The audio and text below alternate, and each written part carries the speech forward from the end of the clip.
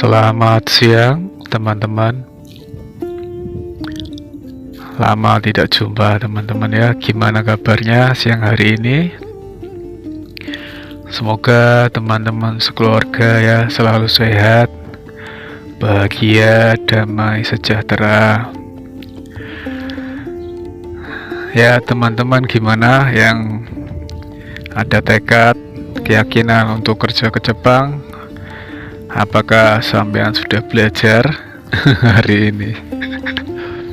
Ya mau tidak mau harus belajar teman-teman ya, karena untuk bisa lulus tes JFT Basic A2 dan SSW pengolahan makanan ya syaratnya harus belajar ya, latihan, sering latihan, karena syarat utama untuk bisa bekerja ya 2 sertifikat itu teman-teman ya, JFT Basic A2 dan SSW.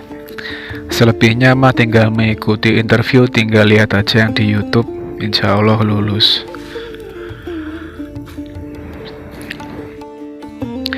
Jadi cuaca hari ini ya, meskipun cuacanya cerah ya, langit biru, tidak ada awan sama sekali ya, namun suhunya dingin ya teman-teman, lebih dingin dari hari sebelumnya ya, di kisaran 2 derajat disertai angin kencang teman-teman. Bayangkan ya, sudah mah dingin 2 derajat terus anginnya kencang ya.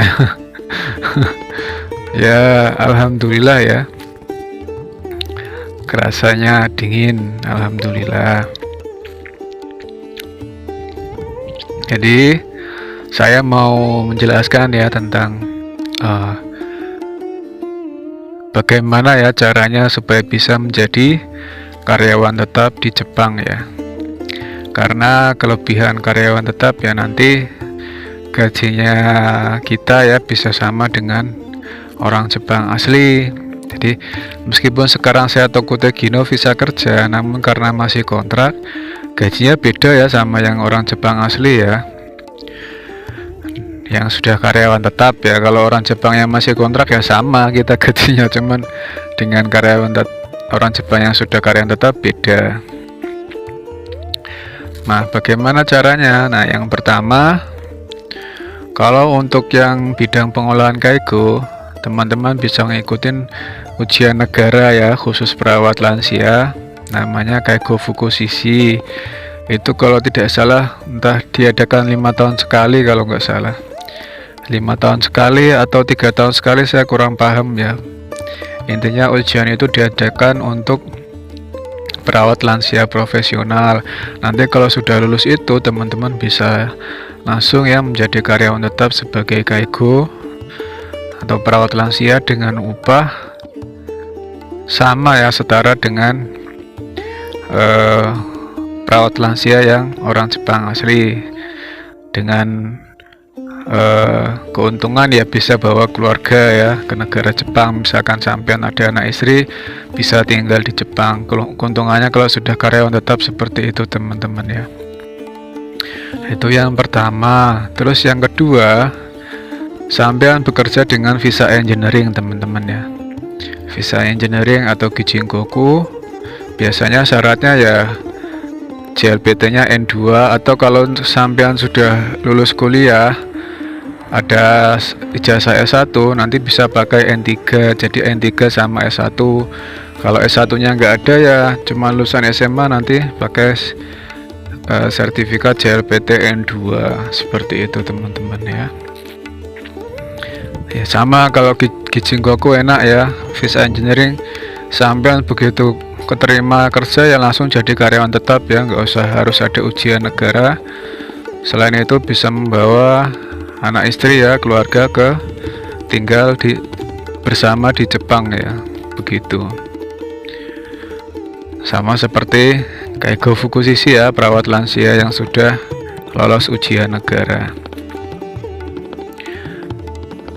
Kemudian yang ketiga yaitu lolos ujian Tokute Gino 2 teman-teman ya. Kalau saya kan Tokute Gino 1 ya, nanti ada Tokute Gino 2. Nanti kalau sudah lulus Tokute Gino 2 sampai menjadi statusnya karyawan tetap dan bisa membawa keluarga ke Jepang, anak istri ya. Cuma saya belum tahu teknisnya seperti apa ya. Saya sedang mencari tahu Tokute Gino 2. Cuman ya saya belum tahu ini ya, saya mau ikut Tokute Gino 2 atau visa engineering gitu ya. Lah kalau sudah lolos N2 ya mending ikutnya kan mending visa engineering teman-teman ya, kalau sudah ada sertifikat N2 seperti itu. Jadi ya saya belum berencana lah, nggak ada rencana, nggak ada keinginan, cuman ya jalanin aja dulu karena saya nyaman ya kerja yang di pekerjaan sekarang meskipun statusnya Tokute Gino 1 begitu teman-teman. Nah itu yang ketiga ya. Jadi sampean lolos ujian Tokute Gino 2. Untuk tesnya sendiri saya kurang tahu ya berapa tahun sekali, apakah setiap tahun juga belum tahu. Cuman di perusahaan ya sudah diworo-woro ada yang mau ikut Tokute Gino 2 enggak gitu. Nanti jadinya perusahaan yang mengajukan ini karyawan yang akan kami ajukan untuk ikut ujian Tokute Gino 2 seperti itu. Kisi-kisinya juga saya belum tahu ya, masih buta, saya belum cari-cari di internet. Cuman yang saya tahu kalau sudah lolos nanti sampean bisa bawa sanak keluarga ke sini ya, anak istri bisa tinggal bersama. Kemudian yang keempat teman-teman ya, yaitu lewat jalur ordal teman-teman ya, orang dalam ya. Nggak di Indonesia, nggak di Jepang ya ada. Jadi teman saya yang cewek yang kerja di Yamanashi itu dia langsung jadi karyawan tetap ya, nggak usah harus N2, belum ada N3 malah waktu itu kalau nggak salah. Jadi kakaknya ini ya kan nikah sama orang Jepang asli, sama cowok Jepang ya. Jadi sudah kerja di perusahaan itu lama dan mungkin punya kenalan ya atasannya atau buconya ya. Nah dekat, akhirnya adiknya diajak ke sini, dimasukin ke perusahaannya dan masuk ya, terus jadi karyawan tetap ya, sama kayak di Cikarang, kayak di Indonesia gitu ya teman-teman ya. Nah itu dia teman-teman ya, 4 cara untuk bisa menjadi karyawan tetap di Jepang ya. Semoga informasi ini bermanfaat ya. Semoga teman-teman sekeluarga ya selalu sehat, bahagia, damai, sejahtera ya. Hidupnya adem, ayem, tentrem, gemah ripah lo jinawi, amin.